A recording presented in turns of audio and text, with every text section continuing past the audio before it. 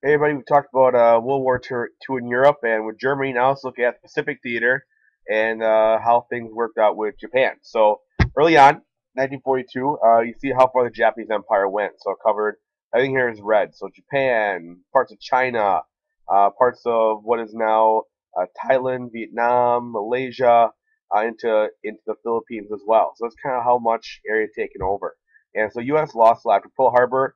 Other U.S. islands went under attack. So Wake Island, soldiers there were a very small little group. They put up a fight for weeks. Japan quickly invaded some also called the Marshall Islands as well, and so kind of took over a lot of the U.S. Territory in the Pacific. They also invaded the Philippines. Now, Philippines is a small U.S. Army force there. They're forced to surrender. Now, they were commanded by a guy named General Douglas MacArthur. MacArthur was kind of the military commander of the Philippines. He was a guy who was involved in the Bonus Army incident in the 30s. He was a very, very famous general. Uh, had a corncob pipe, all that kind of stuff. Always wore sunglasses. Actually has to escape in the middle of the night on a little speedboat, basically, and taken to Australia. All U.S. territory in the Pacific at this point is owned by the Japanese, including the Philippines. Um, for a lot of for some of the people in the Philippines, the U.S. People are something called the Bataan Death March. This was a forced march across Philippine Islands uh, to a POW camp. It was run by the Japanese. So 68,000 people, 11,000 Americans, other people were forced to go on this march, basically. About 54,000 minutes. So we're talking almost 14,000 died on the way there. If you stopped, went too slow, that kind of thing, you were killed instantly. You're not fed, not given water. Terrible conditions on this march, talking hundreds of miles, we're talking. Um, Even the camps that they went to afterwards, it was terrible. It was almost as bad as the Nazi concentration camp we'll talk about. You hear about almost as bad as that.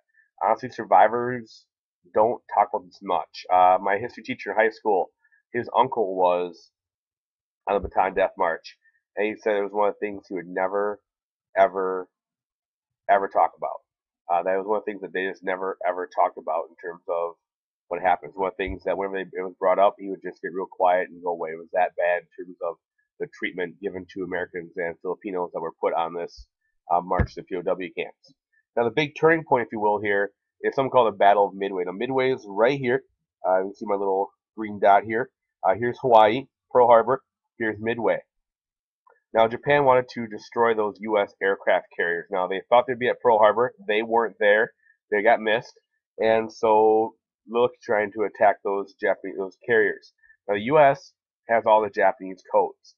And so they use their codes to the Japanese plans. Now, the Japanese had planned to ambush those American aircraft carriers right here at Midway Island, which was the farthest out U.S. base that hadn't been taken over yet. Well, because the U.S. knew the Japanese codes, they planned their own attack. Now, one of the things that the Japanese did is they invaded up here in the Aleutian Islands. The last time actually any kind of actual North American territory was invaded was up here in Alaska. So yes, the Japanese did invade Alaska in 1942. But at the same time, they had planned to attack here at Midway. Well, the U.S. kind of knew that they're coming to Midway and set their own trap. Um, the Japanese sent 4 aircraft carriers to attack Midway. The U.S. sent 3 aircraft carriers, all their planes, that kind of stuff. You see them down here. And the Japanese sent attack planes to the island of Midway. And while the Japanese planes were away, the U.S. aircraft carriers sent their planes to attack the Japanese ships. Well, they caught the Japanese ships with all this gas and bombs and bullets, all kind of things on the decks of the planes. So when the U.S. planes dropped their bombs and torpedoes into the Japanese aircraft carriers, all of those all that ordnance, all that fuel, all that stuff went up. And so it destroyed 3 Japanese aircraft carriers. Now the U.S. lost 1 carrier and other ships, lots of airplanes, but knocking out those 3 big aircraft carriers in a war happening in the Pacific Ocean, that was a huge loss. And it's really a turning point, if you will, in the Pacific theater. Here's a picture of one of the Japanese aircraft carriers up in flames during this time. Now, one of the first land battles that U.S. won was something called Guadalcanal. So here's Guadalcanal here in the Solomon Islands. This is this island right here in the middle. And so this was a battle done on the Solomon Islands, basically a way to try to take over runways and try to have it so you have airplanes that could take off. Japan built a runway there for bomber planes. They were bombing into Australia and all the other islands. So the entire battle was over this whole island to get this runway. The U.S. Marines landed there, took the island, and the Japanese troops fought back. And one of the things about Japanese troops that they fought back to the death. There was no surrender. Very, very rarely would Japanese troops be allowed to take surrender. It's part of the honor code, the old Bushido code of the samurai, is where it came back to. They were fighting for the emperor, that they would refuse to surrender, and very, very few were ever taken as prisoner. And so a lot of times, Japanese forces would do what's called a banzai charge, which is kind of last ditch suicide charge into the middle of everybody and just try to take out as many people as possible. There are different times too when different Japanese would fall on grenades or jump off cliffs. It was better to die than it was to be taken captured in terms of the Japanese honor code. Over the long fought battle, the U.S. Marines took the battle. It was a U.S. victory and got a runway for bomber planes. They could start moving towards Japan. Here's our picture here. You can see here's where all the aircraft took place. Here's the whole battle is going on. Here's the airstrip they were fighting for. They're right there. Now, the whole process here is something called island hopping. Douglas MacArthur's idea here was to all these little islands and not take every single one, but skip the ones that were really, really strongly defended. So the Japanese Army and Navy had defended all these islands out here. Had defended all these islands, and they really want to just skip the really strongly defended ones, go around those, if you will, and use the airplanes to bomb the other islands and stop shipping and supplies, all those kind of things. Otherwise, it may have taken many years, millions of men to take over every single little island held by Japanese soldiers. Believe it or not, in the 1980s, people in cruise boats and yachts would come across a little island of the Pacific, and they would actually find Japanese soldiers on those islands who literally thought World War II was in the 80s. Literally, I kid you not. There were Japanese soldiers on islands. They still thought the war was going on. And when people walked up the island, they still thought World War II was going. And it took a lot of convincing for these people to let them know that the war was not still going on. So island hopping starts working. You see little victories here as people go along the line here to New Guinea, eventually up into to the Philippines, eventually Guam, Saipan, and allow for our big bomber planes, big B-29 bomber planes, big 4-engine bombers that can go from here and fly all the way to Tokyo and Japan and drop bombs over that way. Now, during the retake of the Philippines, a big battle a place called Leyte Gulf. Leyte Gulf is on a big island of the Philippines here, one of our big bases that was there. The U.S. sunk a ship called the Musashi. It was at the time one of the two largest battleships in the world, and sunk by our bomber planes. And a very, very famous thing, when Douglas MacArthur had left the Philippines, he said, "I will return." Well, here he is waiting ashore off of the transport ship saying, "I have returned." U.S. eventually retook the Philippines after a long battle again. This Philippines was the first place we see the use of the kamikaze. Now, kamikaze was a piece of Japanese history back in the 1400s when the Mongols were attacking Japan.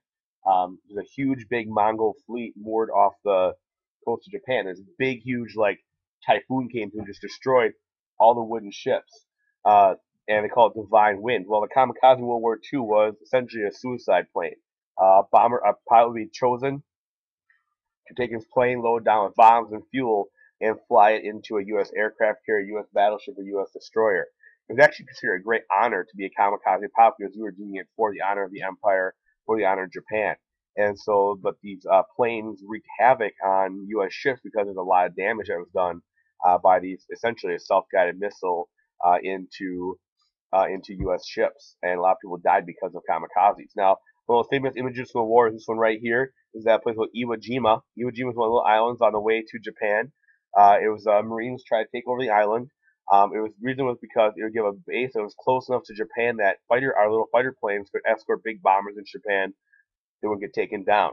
Now, the Japanese have been on Iwo Jima for a long, long time, and they really had a place very well defended. They built tunnels and series of defenses, all those kind of things, all over the island of Iwo Jima. It was actually just a black volcanic rock that was there, so it was very hot, very stinky, and it was a long, long battle because these little tunnels and defenses made it really hard to find where all the Japanese people were.